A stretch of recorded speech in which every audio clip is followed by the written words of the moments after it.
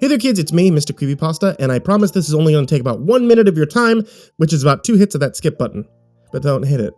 I wanted to let you know about 2 very quick things. I'm going to be at San Japan again this year because I always go to San Japan. It's in San Antonio, Texas, August 30th through September 1st. I'll put a link in the description down below for that. And also, I'm going to end up being back at MidoriCon for the first time in many years, and I'm really happy about that. MidoriCon is at the Deer Creek Lodge and Conference Center in Mount Sterling, Ohio. It's going to be on September 13th through the 15th, and it's kind of unlike any other anime convention I've ever been to, and they let me do this thing where I get to tell scary stories by a campfire in the woods, and I love them for that. That's all. Less than a minute, on to tonight's story. It's been years since I felt inspired. 3 years, if I'm being honest. I remember the day my inspiration left me, like it was yesterday. I had just brought home a beautiful blank canvas. I had such high hopes of doing something awe-inspiring.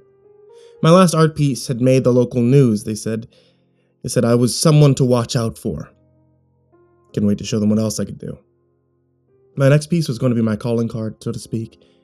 I was certain that after I finished, the entire country would know my name, but when the time came to make the first mark, I stood there unable to move. Every time I started to make a stroke, I found myself stopping. Everything I thought of seemed derivative of my previous pieces. I just couldn't pull the trigger. I stared at it, pondering the best way to start for hours. Finally, I gave up for the night. There was no need to rush the process. I figured a good night's sleep would probably be all I needed to get the creative juices flowing again. When I got off work the next day, I rushed down the stairs, eager to get started on my next project. I stood there before it and found myself frozen again. Try as I might, I just couldn't find a way to turn this blank canvas into something worth looking at. Once again, I spent hours in front of it and didn't make a single mark. I'm sure some of you can relate, hitting a creative block and having no clue how to work past it. Our mediums might be different, but creativity is still creativity. I read tons of blogs and watched dozens of YouTube videos on how to jumpstart my creativity again. Some of you might have looked up solutions to this problem as well. I'm sure you all found just as many contradicting ideas as I did. Wait until you're inspired. Force yourself to work every day regardless of inspiration. Take some time off. Work on something else. There are literally thousands of suggestions. And none of them, not one, was very helpful. It had been weeks since I had put on my last showcase, and I was worried the public was forgetting me. After all, artists like me are a dime a dozen. I was certain all that good press that I had built up for myself was going to waste. Every time I went to work on that canvas, negative thoughts kept popping in my head. You'll never do anything memorable. This is going to suck. Nobody will ever appreciate your work. It was like my brain was determined not to let me make my masterpiece. I started to feel like that blank canvas staring at me every day was mocking me, laughing at my inability to turn it into something beautiful. And finally, I decided that a change of scenery might be just what was needed. I was lucky enough to have that kind of job that could be found anywhere, and plenty of money on my savings account, so I picked a place at random on a map and made arrangements to move there. I packed up everything I could find in my car and I sold the rest. You can buy a bed anywhere, but sentimental mementos are irreplaceable. I made the conscious decision to leave that canvas at the house, though. I refused to bring that negativity with me. I only brought the things that made me happy or were useful. That thing was neither. I thought that my creative muse would return in the picturesque, quiet beach town that I chose to move to. But it remained silent. Hoping a new studio would jumpstart the process, I went out and I bought all new supplies, but still, I had no clue how to replicate my previous success. I was still stuck. Eventually, I lost hope that I would ever find my inspiration. I fell into the monotony of my new life: breakfast, work, lunch, dinner, sleep, repeat. It went like that day after day, month after month, year after year, a layer of dust settling over everything in the studio that I had set up. A co-worker's newfound love of writing is what saved me. His hopeful enthusiasm was contagious. It was like a hand reaching down to help pull me out of the hole I had let myself fall into. He was a regular contributor on Reddit. He recommended I join a Facebook group full of like-minded creative people. It was there that I finally found my inspiration in the form of a contest they were having. The contest theme was carnivals. And for some reason, my mind just became flooded with ideas. Imagery associated with carnivals spoke to me in a way that I had almost forgotten. I had found my muse.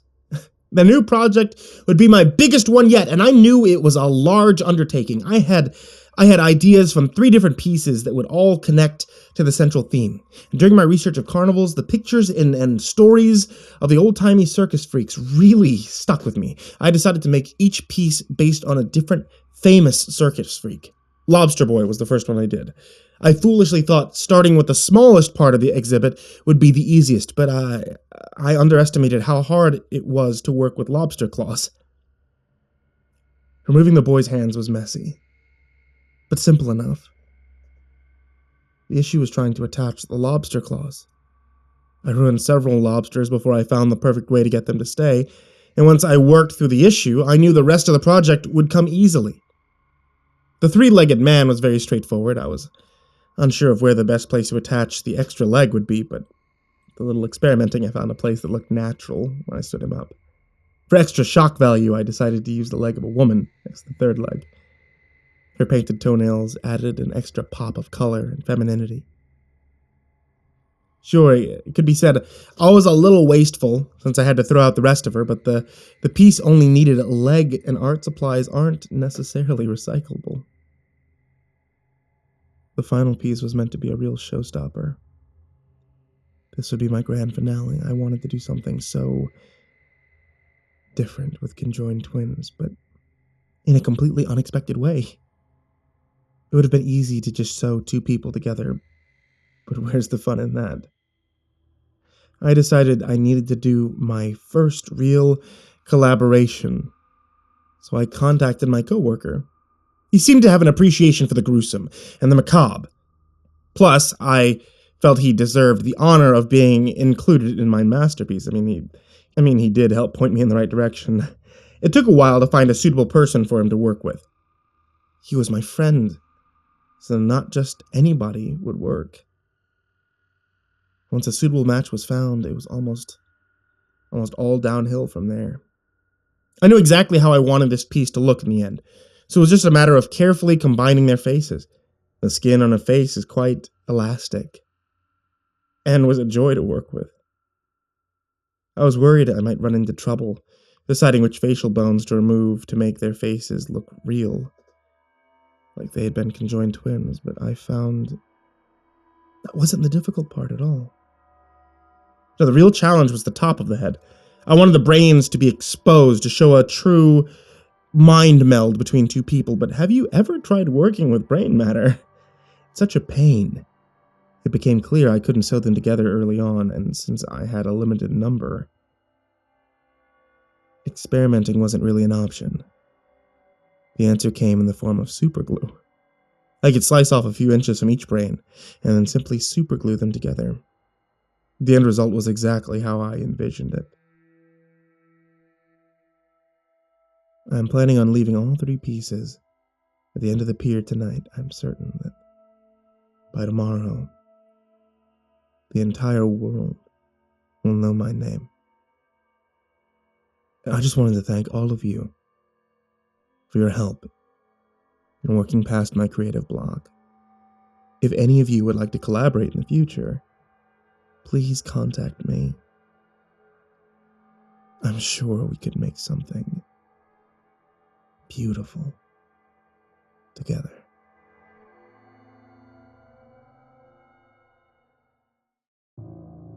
Hey there once again, kids, it's me, MrCreepyPasta, and I just wanted to give you a big thank you for watching tonight's video. If you guys ever wanted to help support the show, you can always do so if you watch the show on youtube.com/MrCreepyPasta or find the MrCreepyPasta Storytime podcast on iTunes, on Google Play, and on Spotify. And also, if you ever want to check out my wife's tea shop, it's etsy.com/ivorymonocletea, where she sells hand-blended herbal teas in the theme of Dungeons & Dragons and Harry Potter and Final Fantasy and the like. You can find the link for it, as well as many, many, many other links in the description down below. And, drumroll please, a big, big, big thank you to everybody supporting me at patreon.com/MrCreepyPasta. People such as Taysia-lynn, Genobaga-Arneho, Daniel Poulsen, Trace Miles, Jordan Alexander Sanchez, Wayne Milstead, Dr. Strawberry, Chompski, Ken Lando Higuchi, Brianna Tine-Janzen, Nicholas Saeid Alyain, Buddy Burroughs, Stephen Van Huss, Kai Albertson, Goonington, G Weevil 3, Chance Burnett, Diane Kraus, Asia, Gabrielle de Baca, TheRedOakShieldVirus, Sindee Barney, Titty Connoisseur, really? Titty Connoisseur? Melissa Sweigart, Dante Rowe, Last Blade Song, Cross Rights, TheGingerBroz, Eliminator 86, Andrew Steinberg, Jason Sistma, Holy Realm, and Rafael Rodriguez. Thank you so much to you guys out there on Patreon, to all of you listening to either the podcast or the YouTube show. And that is everything, guys. Thank you so much for listening, and sweet dreams.